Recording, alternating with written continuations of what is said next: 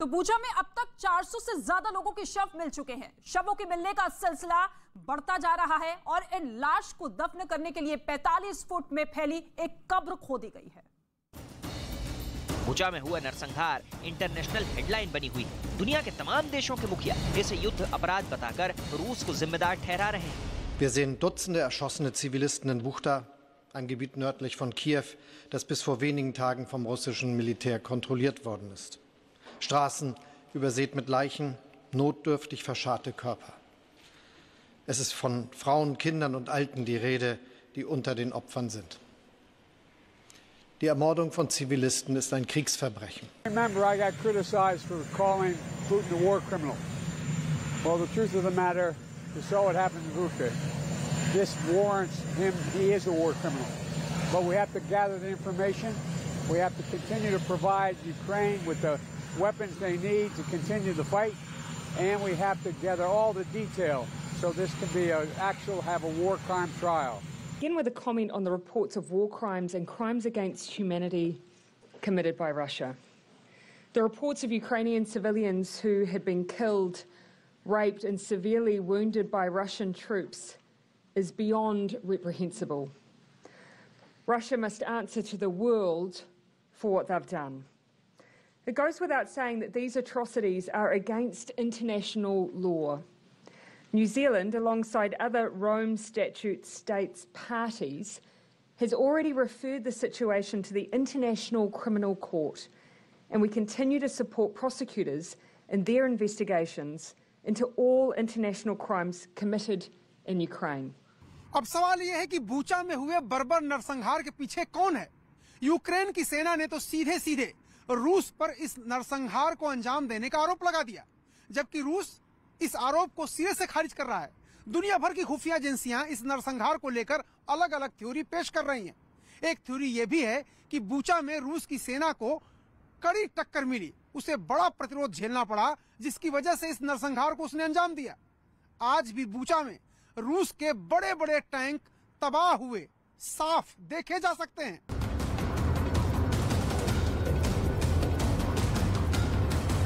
Bucha की सड़कों पर बर्बाद हुए ये रूस के टैंक हैं। यहाँ रूस और यूक्रेन की सेना के बीच कड़ी टक्कर हुई।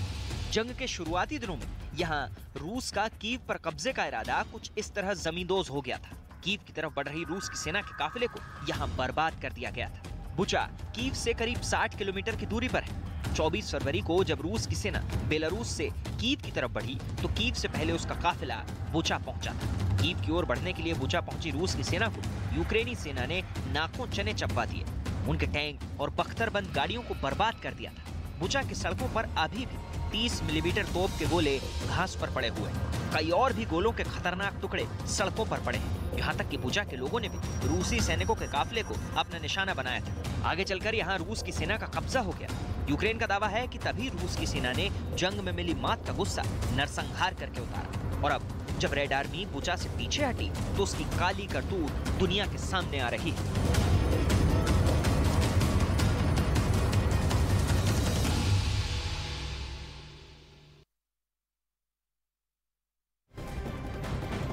और इसी महायुद्ध से जुड़ी हुई एक बड़ी खबर, बड़ी जानकारी सामने आ रही है। बड़ी खबर आपको यह बता दे कि युद्ध क्षेत्र में जो स्थिति बनी हुई है, जो नरसंहार बूचा से सामने आया, उसके बाद अब लगातार एक देश लामबंद होते हुए युद्ध के बीच यूक्रेन का बहुत बड़ा दावा है कि जंग में अब तक 266 बच्चे घायल हुए हैं। इस वक्त की बड़ी खबर आपको बता दें, यूक्रेन में अब तक 165 बच्चों की मौत हो चुकी है। युद्ध के बीच यूक्रेन ने यह बड़ा दावा किया है कि 165 बच्चों की जान जा चुकी है, 266 मासूम बच्चे जख्मी हुए हैं। इस हमले में 40 दिन से लगातार ये युद्ध जारी है। आज 41वां दिन है और ऐसे में किस तरीके से मासूमों की जान दिन ब दिन जाती हुई नजर आ रही है, इसको लेकर यूक्रेन की तरफ से ये बड़ा दावा। तो दूसरी तरफ बूचा में जो नरसंहार की स्थिति सामने आई है, उसके बाद हर एक देश अब रूस के खिलाफ लामबंद हो चुका है। लेकिन बूचा को अपने कब्जे में लेने के बाद यूक्रेन के राष्ट्रपति वोलोदिमीर ज़ेलेंस्की पहली बार शहर में पहुंचे। उन्होंने बूचा में आम लोगों से मुलाकात की और हालात जल्द ठीक करने का भरोसा दिया। लगे हाथ उन्होंने रूस को इस नरसंहार का जिम्मेदार ठहराया। कार में लाश,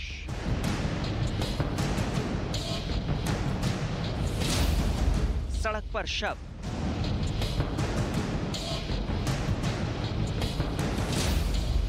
गलियों में लाशें,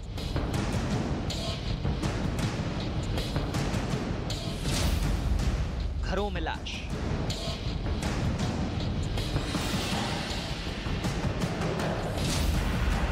बेसमेंट में शव,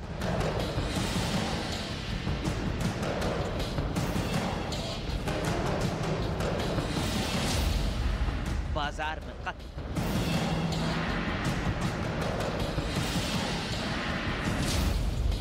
स्कूल में मर्डर,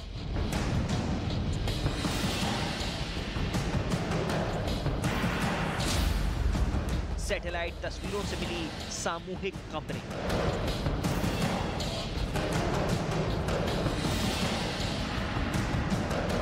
बुचा का कोना कोना शवों से अटा पड़ा है। यूक्रेन का आरोप है कि बुचा में रूसी सेना ने नरसंहार किया है। Я не розумію жодної людини, яка могла б такого зробити. Але таких кадрів, я переконаний в тому, що в багатьох українських містах достатньо багато. І агресор повинен ще за це заплатити. Велику ціну. Ціну за життя тисячі українців. Ми не пробачимо того, що зроблено с нашими местами, с нашими мешканцами। बड़ा सवाल है कि बुचा शहर को शमशान में किसने बदल दिया। यूक्रेन ने इसके लिए पुतिन और रूस की सेना को जिम्मेदार ठहराया है, लेकिन रूस ने यूक्रेन के सभी आरोपों को सिरे से खारिज कर दिया है। बुचा में हुई बर्बरता पर किसके दावे में कितना दम है, इसे हम आगे बताएंगे। पहले बुचा में हुए नरसंहार को देख लीजिए।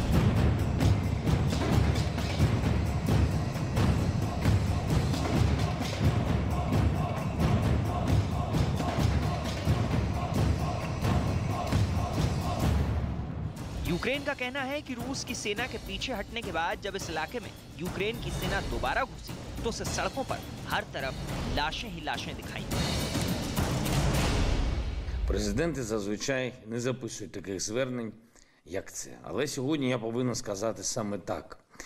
Сказати після того, що відкрилося в Бучі та інших наших містах, звідки вигнали окупантів. Сотні вбитих людей. Закатованих, розстріляних, мирних людей. Тіла на вулицях, замінована територія, заміновані навіть тіла вбитих. Повсюди наслідки мародерства. На нашій землі побувало концентроване зло, вбивці, кати, гвалтівники, мародери, які називають себе армією і які заслуговують тільки на смерть. після того, що вони зробили. बूचा से जो तस्वीरें आई हैं वो बर्बरता की इंतहा है। यूक्रेन की सेना कह रही है कि जिन लोगों को मारा गया उनके हाथ पीछे से बंधे थे, यानी उनके सिर और पैर में गोली मारने से पहले उनको टॉर्चर किया गया, उनको यातनाएं दी गई। बूचा जैसा शहर कब्रिस्तान बन गया है। 410 लाशें गलियों में बिखरी हुई हैं, यानी बूचा में जो नरसंहार हुआ है वो किसी के भी रोंगटे खड़े कर देने वाला है। बुचा में सड़कों पर लोगों की लाशें बिखरी पड़ी, किसी के सिर पर गोली लगी तो किसी के हाथ बंधे हुए मिले। यूक्रेन का दावा है कि हाथ पांव बांधकर लोगों की हत्या की गई। तस्वीरें बयां कर रही हैं कैसे बुचा में क्रूरता की सारी हदें पार कर दी गई। यूक्रेन के राष्ट्रपति वोलोदिमिर ज़ेलेंस्की ने बुचा का दौरा किया है।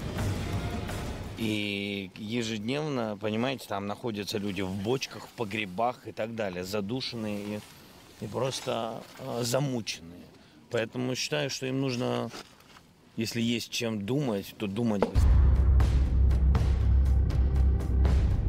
सवाल है, बुचा में हुए इस भीषण नरसंहार के पीछे कौन है? क्या ये रेड आर्मी की काली करतूत है? अगर ये सच है तो रूस की सेना पर लगा ये वो बदनुमा दाग है जिसे पुतिन की सेना कभी मिटा नहीं पाएगी, क्योंकि चश्मदीदों की सुनकर किसी का भी कलेजा कांप जाएगा।